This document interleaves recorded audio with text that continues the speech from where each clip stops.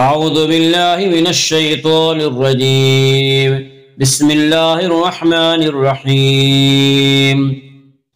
ألم تر إلى الذين خرجوا من ديارهم وهم ألوف حذر الموت فقال لهم الله موتوا ثم أحياهم إن الله لذو فضل على الناس ولكن أكثر الناس لا يشكرون. وقاتلوا في سبيل الله واعلموا أن الله سميع عليم.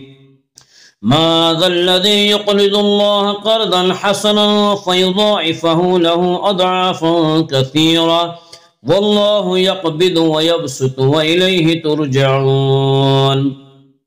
ألم تر إلى الملأ من بني إسرائيل من بعد موسى إذ قالوا لنبي لهم ابعث لنا ملكا نقاتل في سبيل الله قال هل عصيتم إن كتب عليكم القتال ألا تقاتلوا قالوا وما لنا ألا نقاتل في سبيل الله وقد أخرجنا من ديارنا وأبنائنا فلما كتب عليهم القتال تولوا إلا قليلا منهم والله عليم بالظالمين. وقال لهم نبيهم إن الله قد بعث لكم طالوت ملكا قالوا أنى يكون له الملك علينا ونحن أحق بالملك منه ولم يؤت سعة من المال قال إن الله اصطفاه عليكم وزاده بسطة في العلم والجسم والله يؤتي ملكه من يشاء والله واسع عليم.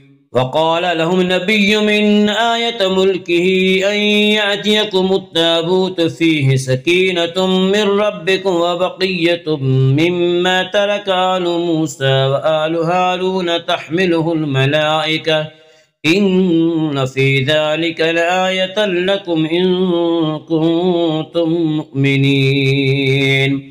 فلما فصل طالوت بالجنود قال إن الله مبتليكم بنهر فمن شرب منه فليس مني ومن لم يطعمه فإنه مني إلا من اغترف غرفة بيده فشربوا منه إلا قليلا منهم فلما جاوزه هو والذين آمنوا معه قالوا لا طاقة لنا اليوم بجالوت وجنوده قال الذين يظنون أنهم ملاقو الله كم من فئة قليلة غلبت فئة كثيرة بإذن الله والله مع الصابرين.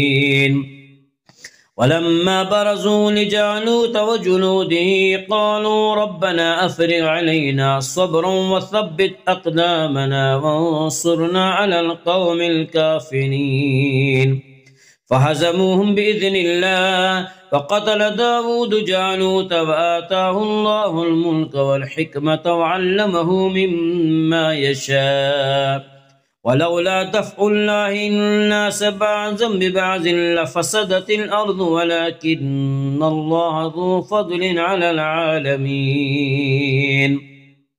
تلك آيات الله نتلوها عليك بالحق وإنك لمن المرسلين.